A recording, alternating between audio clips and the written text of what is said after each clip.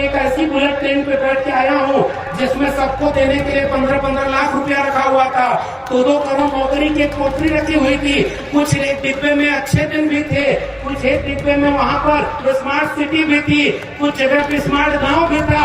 वो ट्रेन अचानक आते आते गायब हो गई। मैं खोज रहा हूँ कि वो देश की बुलेट ट्रेन कहाँ चली गई। इसलिए आपके बीच में वो सवाल पूछने आया हूँ। नई शिक्षा नीति ने इस देश में अंबानी और अडानी के हाथों में इस देश की शिक्षा व्यवस्था को बेच दिया है। यह बात आप कहाँ ढूंढे ले बंदे, मैं तो तेरे पास में, ना मैं मंदिर ना मैं मस्जिद ना काबे कैलाश में, ना मैं जब में ना मैं तब में ना मैं व्रत उपवास में, खोजी हो तो तुर गए मिले हो पल भर के तलाश में। कहे कबीर सुनो भाई साधु सब सांसों की, ऐसा चाहूं राज में जहां मिले सबन को अन्न, छोट बड़ो सब संग है, रविदास रहे प्रसन्न। वो बेगमपुरा का खाक हमारे मुल्क के आइन का खाक था, वो खतरे में है। मैं उसकी बात करने आपके बीच में आया। मैं बुल्ले शाह बाबा फरीद को अपना नायक मानता हूँ। उन्होंने क्या लिखा और इस बात को समझो आप। मक्के गयो कल मुक्ति नहीं, 100 हज कराइया, गंगा गयो कल मुक्ति नहीं, 100 गोते खाइया। कंप्यूटर जब बाकी देशों में बना तो उससे वो चांद सूरज को पढ़ रहे थे, वो गैलेक्सी को खोज रहे थे। और हमारे देश में कंप्यूटर आया तो पहला काम उससे जन्म कुंडली बनाने का। तो इस मुल्क के सारे तालीमी इदारे बंद कर दो, उसकी जरूरत क्या है? हर जगह पर एक बाबा बिठा दो, वो सबकी किस्मत बताएगा और ये मुल्क सोने की चिड़िया बन जाए। जिन्होंने इस मुल्क के आईन को बचाने की लड़ाई लड़ी वो जेल में है, और जिन्हें जेल में होना चाहिए उसमें से कुछ बाबा 4 महीने में 4थी बार बेल पर हो रहे हैं बाहर। ऐसा चाहूं राज में जहां मिले सबन को अन्न, छोट बड़ो सब संग है, रविदास रहे प्रसन्न। तो आजमगढ़ से आता हूँ साहब, हमारे यहाँ अल्लामा शिबली नोमानी साहब ने एक तालीमी इदारा बनाया और तमाम लोगों ने तालीम पा करके इस मुल्क को आगे बढ़ाने का काम किया। हम तो सब एक हैं क्योंकि हमारा दर्द एक है और हमारी दवा भी एक है। आओ इस मुल्क के लोगों मोहब्बत प्यार से 90% का मेरा लोगों की एकता बनाए और हम मेहनत कष्ट वालों से जब अपना हिस्सा मांगेंगे, एक खेत नहीं, एक गांव नहीं, हम सारी दुनिया मांगेंगे। आप सब ये बात जानते हैं, आजकल अभी वकील साहब बोल रहे थे, इस देश में कुछ काम करना मुश्किल हो गया है और कुछ काम करना बहुत आसान हो गया। अगर इन दोनों में फर्क करें तो जो मुल्क अपनी आजादी का 75 साल मना रहा हो, अमृत महोत्सव मना रहा हो, उस मुल्क में आसान काम क्या होना चाहिए था? सबको अच्छी तालीम मिले, सबको नौकरी मिले, सब मोहब्बत प्यार से रहें। जहां कोई भी जुटे तो ज्ञान विज्ञान की बात करे, संविधान की बात करे। मगर अब ये काम मुश्किल होता जा रहा है और आसान काम क्या हो गया? अभी उन्होंने इशारा किया कि धर्म संसद बनाओ और वहां से कोई ऐसा नारा लगाओ और उस पर आपको कोई कार्रवाई नहीं कराई जाएगी।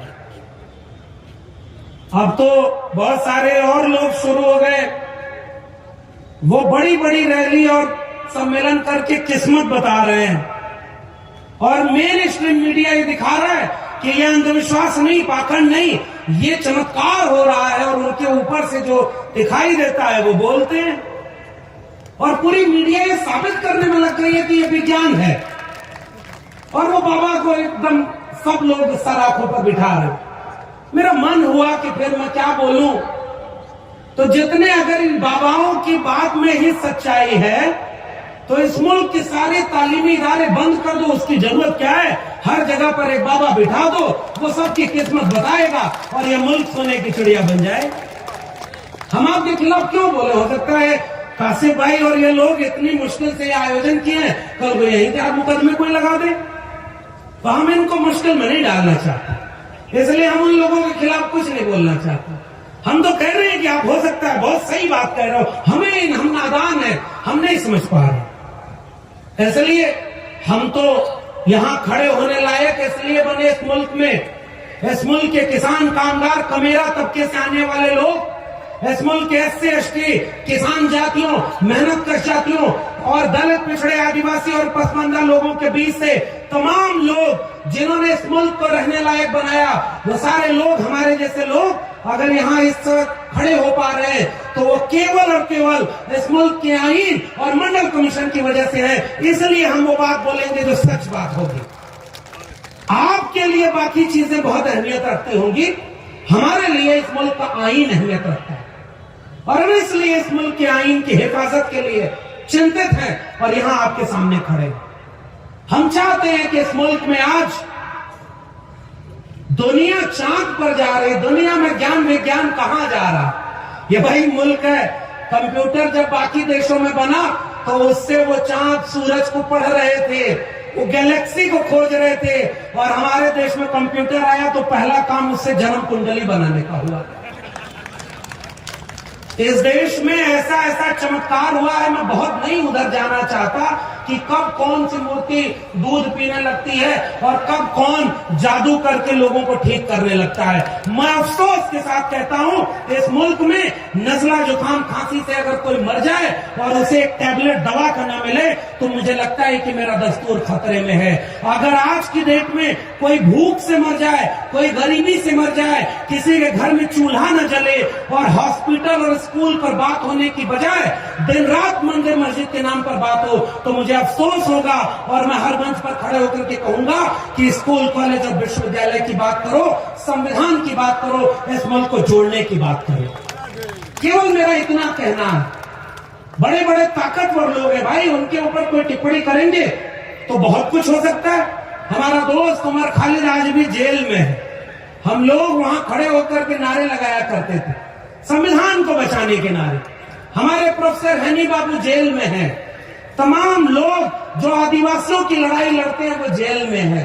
तमाम लोग जिन्होंने इस मुल्क के आईन को बचाने की लड़ाई लड़ी वो जेल में है, और जिन्हें जेल में होना चाहिए उसमें से कुछ बाबा 4 महीने में चौथी बार बेल पर हो रहे हैं बाहर। मैं उनके बारे में भी कुछ नहीं कहना चाहता। हो सकता है भाई संविधान जिंदा हो उनके लिए, तो मैं केवल ये चिंतित हूं कि जो संविधान की बात कर रहा है, अब मेरे लिए संविधान का मतलब क्या है। मैं दिल्ली विश्वविद्यालय में पढ़ाता हूं, जेएनयू को बदनाम किया, दिल्ली विश्वविद्यालय को बदनाम किया, और इस झारखंड के लोगों, आप एक बार सोचो, दिन रात टीवी पर जहर, और इस देश में एक नई शिक्षा नीति लागू हो गई। वकील साहब ने अपने कोर्ट वाले नजरिए से जो बात कही, मैं उसको एजुकेशन वाले नजरिए से रख रहा हूं। नई शिक्षा नीति ने इस देश में अंबानी और अडानी के हाथों में इस देश की शिक्षा व्यवस्था को बेच दिया है। यह बात आपसे कहने आया। 40% एजुकेशन अब ऑनलाइन मोड में होगी। एजुकेशन के लिए दावा करेंगे विश्व गुरु, और परमानेंट अपॉइंटमेंट अब शिक्षक का नहीं होगा, ठेके पर प्रोफेसर रखे जाएंगे। तो शिक्षा को बेचने का काम कैसे किया गया। जिस दौर में नए नए स्कूल, कॉलेज और विश्वविद्यालय बनाना चाहिए, नई शिक्षा नीति कहती है इस देश के जो 45,000 सरकारी डिग्री कॉलेज हैं, अगले 20 साल में उनको क्लोजर और मर्जर की पॉलिसी के तहत कम करके उन्हें 15,000 पर ले आएंगे और नए नए इबादत घर बनाएंगे। इबादत घरों की जरूरत है, वो तो इबादत दिल से होती है। मैं तो साहित्य का विद्यार्थी हूं। हमने इस मुल्क में तथागत बुद्ध के रूप में एक रोशनी पाई जिसने इंसानियत की बात की। फिर हमने अपने लिटरेचर में पढ़ा और पढ़ाया है, और सिलेबस में पढ़ाया जाता है, उस पर तुम क्या यूएपीए लगाओगे। हमने अपने पुरखे के रूप में कबीर, रैदास, पलटू दादू भिखा, बुल्ले शाह, बाबा फरीद को पढ़ा है, जिसने तालीम की बात की, इंसानियत की बात की और सबने जोड़ने की बात कही। मैं तो उनकी बात कर रहा हूं, मेरे सिलेबस में पढ़ाए जाते हैं। और इसलिए मैं कह रहा हूं, मोको कहां ढूंढे रे बंदे, मैं तो तेरे पास में। ना मैं मंदिर, ना मैं मस्जिद, ना काबे कैलाश में, ना मैं जब में, ना मैं तब में, ना मैं व्रत उपवास में। खोजी हो तो तुरते मिलो पल भर की तलाश में। कहे कबीर सुनो भाई साधु, सब सांसों की सांस में। ये तो आप पढ़ाते हैं ना अपने सिलेबस में, और वो आप लोग रोज ये धर्म खतरे में, ये खतरे में नहीं भाई। वो जो संस्कृति कबीर रैदास की थी, रैदास ने लिखा कि ऐसा चाहूं राज में जहां मिले सबन को अन्न, छोट बड़ो सब संग बसे, रविदास रहे प्रसन्न। वो बेगमपुरा का खाक, हमारे मुल्क के आइन का खाक था, वो खतरे में है। मैं उसकी बात करने आपके बीच में आया। वहां तो कोई जात पात नहीं था, वो क्या लिख रहे हैं कि छोट बड़ों सब सम रसे, रविदास रहे प्रसन्न। एक बराबरी का मुल्क, और यही बराबरी का हक इस मुल्क के संविधान और इस मुल्क के आईन ने दिया। जमहूरियत एक तर्ज हुकूमत है कि जिसमें बंदों को गिना करते हैं, तौला नहीं करते। और आज कुछ लोग इस मुल्क के वजीर आजम बन गए तो अपने मित्र को इतना वजनदार कर रहे हैं कि दुनिया के अमीरों की लिस्ट में वो इतना भारी हो गया कि दुनिया का दूसरा सबसे अमीर आदमी हो गया। और उसी वक्त इस मुल्क के 80 करोड़ लोग 5 किलो अनाज पर जिंदा हैं। इसलिए मुझे अपने मुल्क की चिंता है कि ये गरीबी क्यों हो रही है और कुछ लोग इतने अमीर हो गए। ऐसे मुल्क का अभी एक रिपोर्ट आई है ऑक्सफैम की, 1% लोगों के पास 40%, 40.5% और 50% लोगों के पास 3% संपत्ति। अरे छोड़ो हिंदू मुस्लिम, छोड़ो मंदिर मस्जिद, आओ जरा इसको बात करो कि अगर 100 लोग हैं और 100 रुपया इस देश में है तो एक आदमी ऐसा है जिसके पास 40.5 रुपया है और 50 आदमी 3 रुपए में गुजारा कर रहे हैं। ये तो आपकी रिपोर्ट बता रही है ना भाई। और अगर इसको बढ़ा दो तो इस मुल्क के 10 आदमी 90% रुपया लिए हुए हैं और 90 आदमी 10 रुपए में गुजारा कर रहे हैं। मैं इस बहुजन अधिकार रैली से ये सवाल कर रहा हूं कि एक बार ये बताओ कि वो 10 आदमी कौन है जो 90 रुपया लिए हुए हैं और ये जो 90 आदमी 10 रुपए में गुजारा करने को मजबूर हैं, ये खतरे में है। इसलिए हम उन 90 लोगों की बात करने आपके बीच में आए। ये मुल्क बंटा हुआ है साहब, गरीब अमीर का भेद बढ़ता जा रहा है। अगर आपका बच्चा, अगर आपकी जेब में पैसा है तो वो अच्छी तालीम पाएगा, किसी प्राइवेट स्कूल में जाएगा। और अगर आपके जेब में पैसा नहीं है तो आप अपने बच्चे को अच्छी तालीम नहीं दे सकते। कहां गए वो DU JNU बनाने वाले लोग? मैं तो याद करता हूं अपने पुरखे जैसे कबीर को याद कर रहा हूं, पलटू दादू भीखा को याद कर रहा हूं, नाना बुल्ले शाह बाबा फरीद को याद कर रहा हूं। संत और सूफी आंदोलन अभी जिक्र हो रहा था, हमने तो वो मोहब्बत का भारत पढ़ा और उस मोहब्बत के बारे में सब मिल करके लड़ रहे थे। मैं तो कई बार घबराता हूं कि आज अगर कबीर साहब होते तो उनके साथ क्या होता। हो सकता है UAPA में जेल में होते या उनकी लिंचिंग हो गई होती। मुझे तो ये डर लग रहा है। वो तो हमारे सिलेबस का हिस्सा है, वो हमारे कल्चर का हिस्सा है। मैं इसलिए कबीर को अपना नायक मानता हूं, मैं बुल्ले शाह बाबा फरीद को अपना नायक मानता हूं। उन्होंने क्या लिखा और इस बात को समझो आप। मक्के गयो गल मुक्ति नहीं, 100 हज कराइया, गंगा गयो गल मुक्ति नहीं, 100 गोते खाइया। बुल्ले शाह गल तब मुक्ति मैनू दिलों गवाइया, चल बुलिया चलो थे चलिए, जिथे सारे अन्य कोई ना कोई साथी जात पछाने, ना कोई जान को चीने, ना कोई सानो मने, चल बोलिया चलो ते चलिए। पढ़ पढ़ इल्म ते फाजिल होयो, मन पाने नु पढ़िया ही नहीं, मन पाने नु पढ़िया ही नहीं। भज भज करना अय मंदिर मसीदी, मन अपने विच वधिया ही नहीं। बुल्ले शाह आसमानी पढ़िया, घर बैठे नु पढ़िया ही नहीं, चल बुलिया चलो ते चलिए, चलिए जितने सारे ने। मैं उस बुल्ले शाह को अपना वारिस, अपना पुरखा मानता हूँ, कबीर को मानता हूँ और इसलिए मैं चाहता हूँ एक ऐसा भारत बने जिसमें सब मोहब्बत प्यार से रहे। और आप कह रहे हो कि कोई किस्मत बताने वाला बाबा टीवी पर बैठ कर कह रहे हैं वो विज्ञान है और पत्रकार जाकर के पैर चुराए, मत करिए भाई। इस मुल्क में आप कलम और किताब को इसीलिए बर्बाद करना चाहते हैं कि लोगों का जहन खत्म हो जाए और लोग भीड़ में तब्दील हो जाएं और अचानक कोई भीड़ को कहे कि आओ सब हिंदू धर्म खतरे में है और ये धर्म खतरे में, वो मंदिर खतरे में। नहीं भाई, कोई धर्म खतरे में नहीं, कोई इबादत घर खतरे में नहीं। अगर खतरे में है तो इस मुल्क का दस्तूर, इस मुल्क का आईन खतरे में है, क्योंकि वही हमारी इबादत घर को बचाएगा और वही हमारे धर्म को बचाने की भी छूट हमें देता। आप धर्म वाले आप अपना काम करो, लेकिन हम एक सवाल तो पूछेंगे, कलम और किताब पर बंदूक का पहरा क्यों बना रहे हो? कलम और किताब को गिरवी क्यों रख रहे हो पूंजीपतियों के? और आप रोज लड़ाने की बात करते हो। हम तो मोहब्बत प्यार की बात करने आए हैं और मैं भरोसा कर रहा हूँ कासिफ भाई, पहली बार आपके बुलावे पर यहाँ आए, इस रैली के बाद यहाँ कोई दंगा नहीं होगा। यहाँ से लोग निकलेंगे तो मोहब्बत की बात करेंगे, प्यार की बात करेंगे, भाईचारे की बात करेंगे और सब मिलकर के रहेंगे। और ऐसे आयोजनों की जरूरत इस देश में इस समय है। हमें किसी से बदला नहीं लेना। मैं एक बात बताऊं, हमारा पुरखा डॉक्टर अम्बेडकर जब उन्होंने संविधान बनाया तो बदला लेने का काम नहीं किया, चाहते तो वो भी लिख देते कि जिन शूद्रों को आपने अछूत बनाया, आपने मंदिर में नहीं जाने दिया और कुछ साल तक ये सजा ब्राह्मणों को मिलेगी। नहीं साहब, उन्होंने बदला नहीं लिया। उन्होंने संविधान में कहा कि अब कोई भी जाति वाला सब बराबर होगा, कोई बड़ा कोई छोटा नहीं, सबके वोट का एक अधिकार होगा। हम बदला लेने आपसे आए ही नहीं। हम तो कह रहे हैं जिसकी जितनी संख्या भारी उसकी उतनी हिस्सेदारी। हमारा सवाल केवल ये है, इस मुल्क की पूंजी जितनी है वो सबको बराबर में होनी चाहिए। किसी का जाति देखकर, किसी का धर्म देख करके इस मुल्क को बांटना नहीं है। हमारे पूर्व के डॉक्टर राम मनोहर लोहिया ने कहा कि अगर सड़कें खामोश हो जाएं तो संसद आवारा हो जाती है और जिंदा कौमें 5 साल इंतजार नहीं करती हैं। हम जमहूरियत की वजह से यहाँ हैं। हमें अपने मुल्क से बहुत मोहब्बत है। इस मुल्क को बनाने में बिरसा मुंडा ने अपनी शहादत दी है। लोग किताबों में नहीं पढ़ाए कि पहली आजादी की लड़ाई 1857 के पहले इस मुल्क के इन्हीं चाईबासा के जंगलों में इन्हीं सीधू कानू तिलका माझी और बिरसा मुंडा ने लड़ी और संविधान सभा में खड़े होकर जब जयपाल सिंह मुंडा ने कहा कि आपको हमें जमहूरियत सिखाने की जरूरत नहीं, हम आदिवासियों से आपको जमहूरियत सीखने की जरूरत है, इसलिए क्योंकि हम यहाँ के मूल निवासी हैं।